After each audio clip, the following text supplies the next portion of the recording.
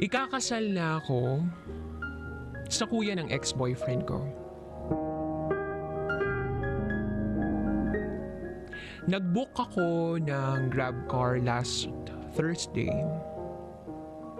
at na-shock ako sa napakinggan ko. The story was really familiar. The story was personal. The story was about my ex and about me. Until I had to leave the car and continue listening to it through online. Inabangan ko talaga yung replay sa Facebook at sa YouTube. Tapos ang dami kong nakikitang komento na gusto nilang marinig ang side ko. Actually, gusto kong i-ignore, magkunwaring walang pake. I was really trying my best to be not affected by the confession of my ex. But I failed. Then I found myself writing this. Maybe because I want to be relieved and I want to inspire others. Oo. Ako yung babaeng tinutukoy ni William. Itago niyo ako sa pangalang Candy. And this is my secret file. My side. Gagamitin ko na lang din yung mga pangalan na ginamit ni William. Pero enough na yon. I will spare the identity of my child in this story. Year 2012. One of the happiest moments in my life. Nasa isang birthday party kami noon. Nang may pinakilala yung kaibigan ko sa akin na isang lalaking chinito, matipuno, gwapo, at ang lakas ng dating. Naramdaman ko agad yung connection namin together. It's like we have this invisible thread that connects us together. When my friend left us, ang dami na naming napag-usapan. We easily got along. Nag-click kami in short. Then we dated for a while until we officially became a couple. Then, nung naging couple kami, I noticed na he was a bit controlling, immature, and insecure.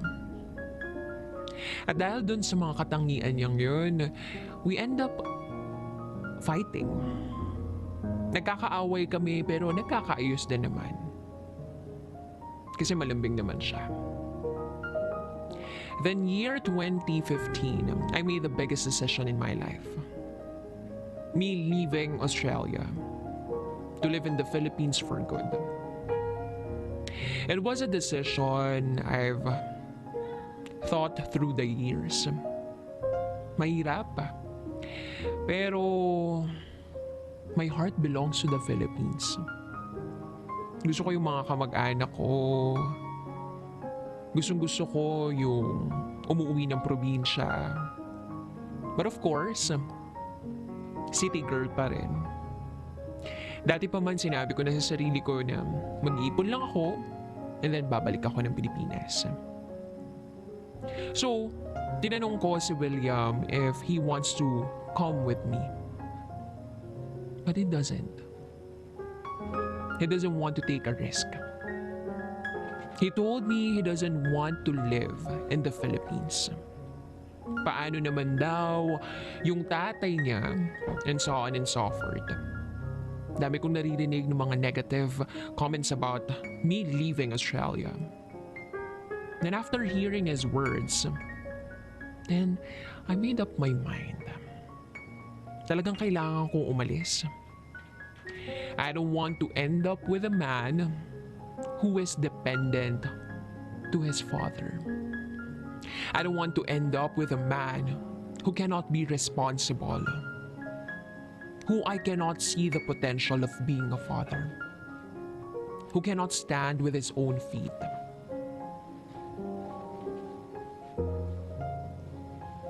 Mahirap. Pero ginawa ko pa rin. Then, nakauwi na ako ng Pilipinas. Months later, I found out that I was pregnant.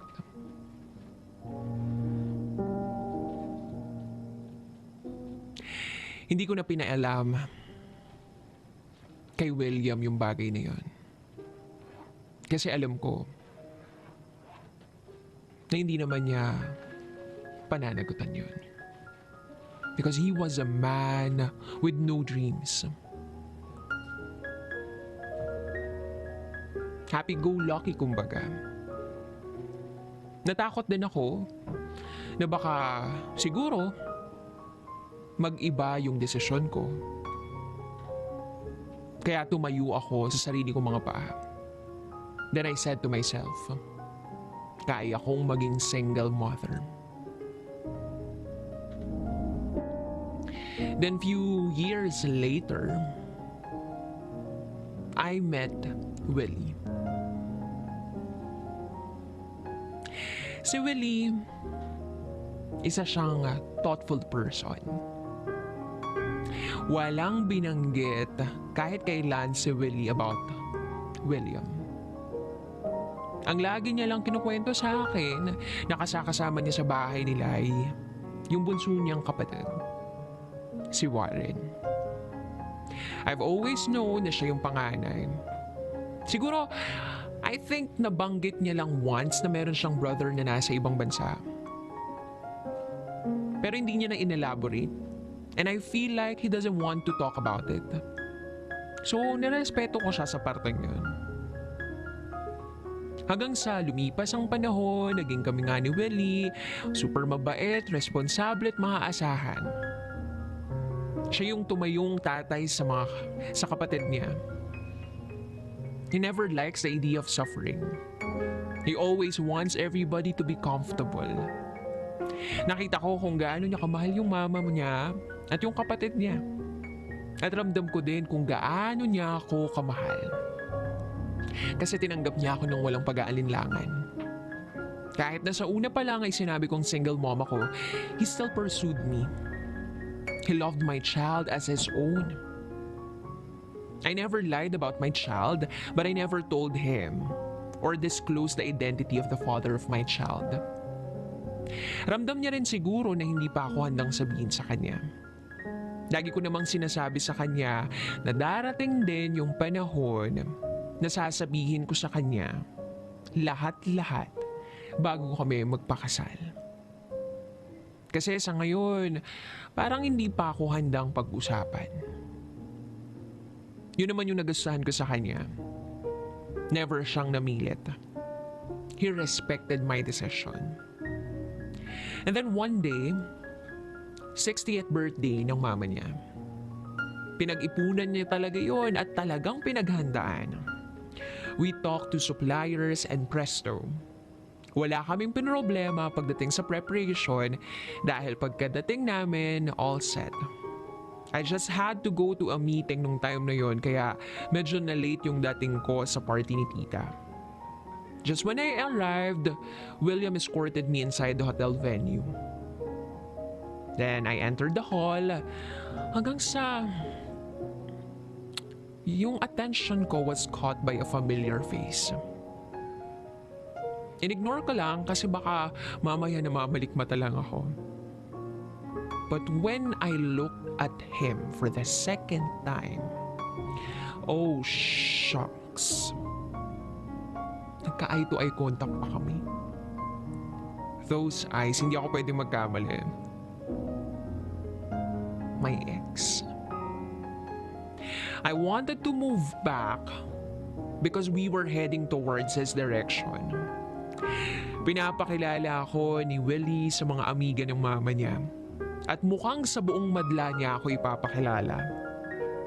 Hindi ko alam kung bakit nandoon sa birthday party ng mama ni Willie si William. I just can't connect it.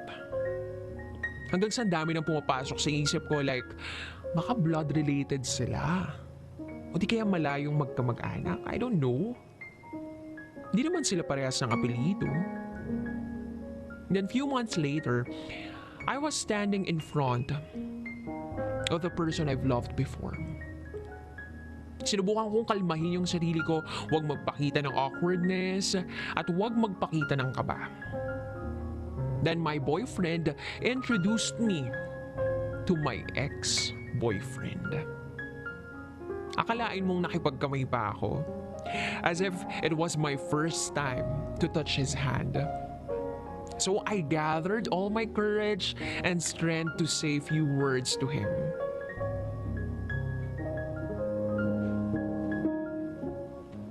Hiniling ko sa pagkakataong yun na matapos na yung gabing yun. Then the night ended.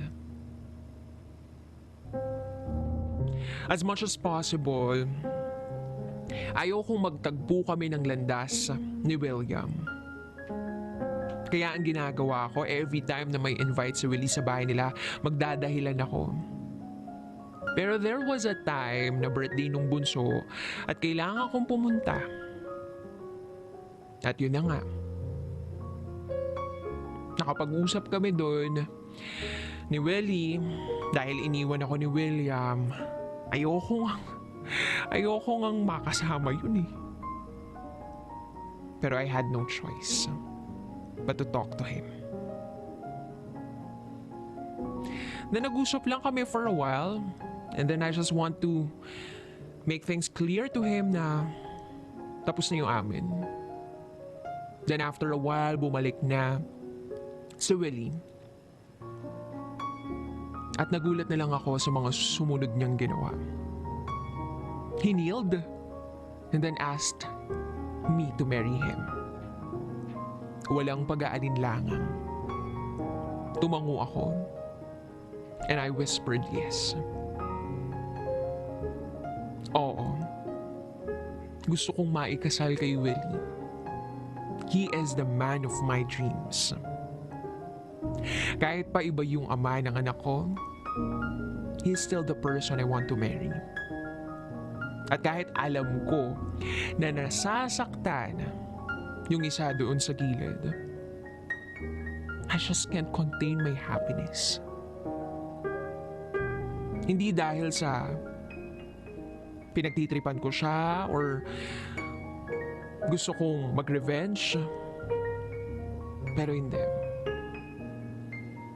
Gusto kong ipakita kay Willie that I'm happy with my life right now. So, nagplano kami ni Willie na magpapakasal na kami.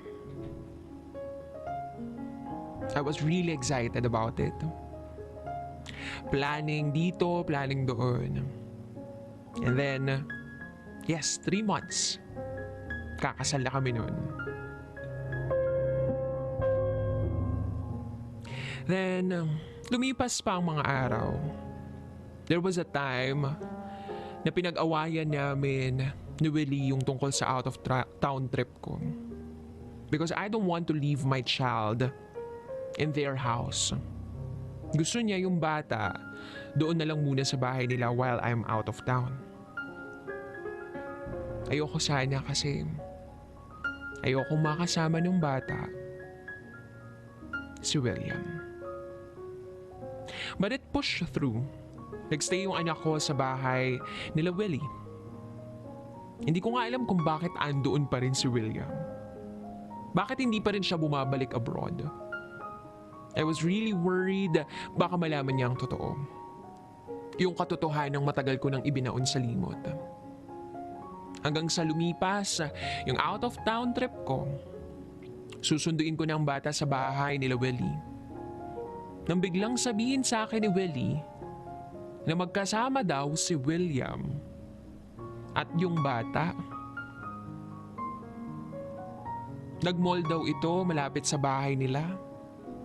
Puntahan ko na lang daw dahil may meeting pa siya at hindi pa siya makakauwi ng bahay. Baka daw hindi kayanin ni William yung kakulitan ng bata. So binigay sa akin ni Willie yung number ni William. At dahil concerned ako sa bata, I gave William a call. Pinuntahan ko sila sa mall. Then I saw my child. He was enjoying William's company. Ang gandang eksena. Parang perfect family. Then when my child saw me, tumakbo siya agad sa akin at yumakap sa akin. I felt so happy but at the same time worried.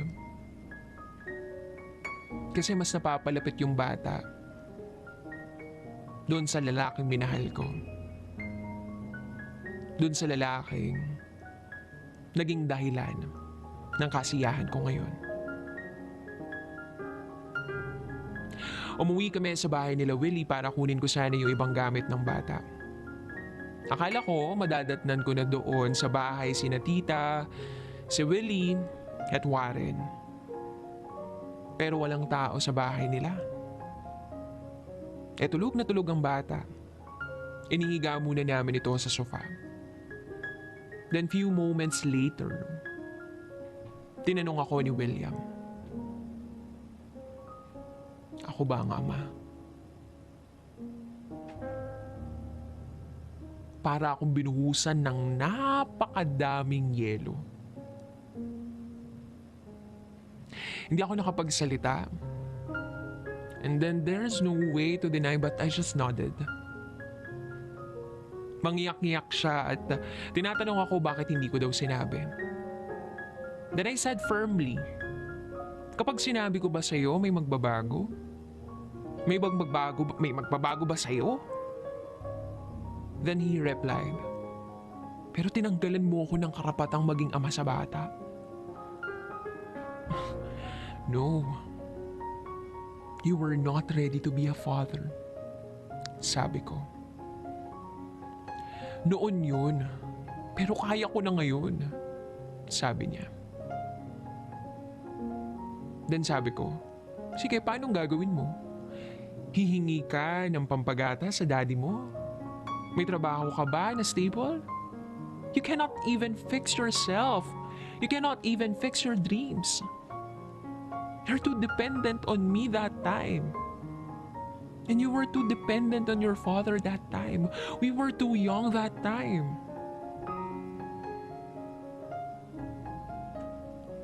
And then sabi niya sa akin, ano daw karapatan ko? Natanggalin yung karapatan niya bilang isang ama.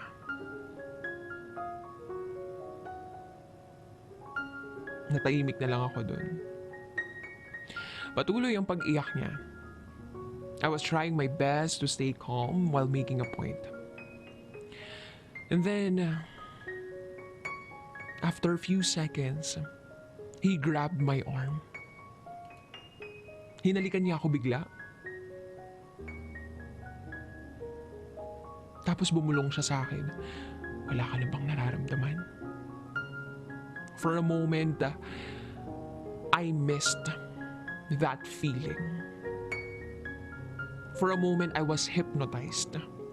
I was carried away. Umabot yung halikan namin dun sa kwarto. Yung guest room nila sa bahay nila. At nang mapahiga na kami sa kama, I finally got into my senses. No, this is not right. Sabi ko, no. Tapos na akong mahalin ka. Mahal ko si Willie. At siyang pinipili ko. I'm sorry I cannot do this.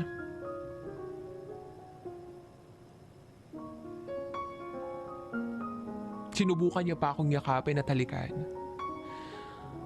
Pero bumaba na ako ng kwarto na yon. At kinuha ang bata. At umalis na sa bahay na yon.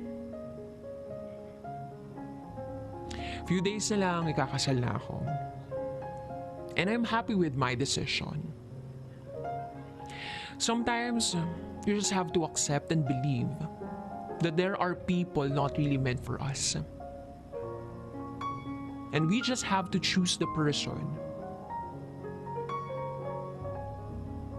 to love, to respect,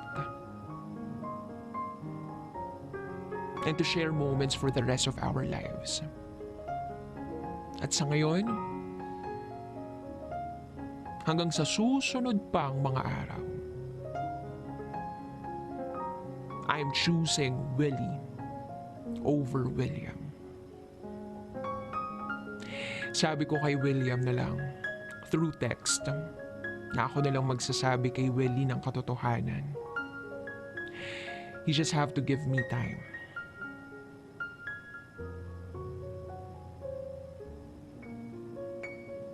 Wala akong natanggap na kahit anong reply sa kanya. Pero I'm hoping na he would respect my decision. Again, this is Candy.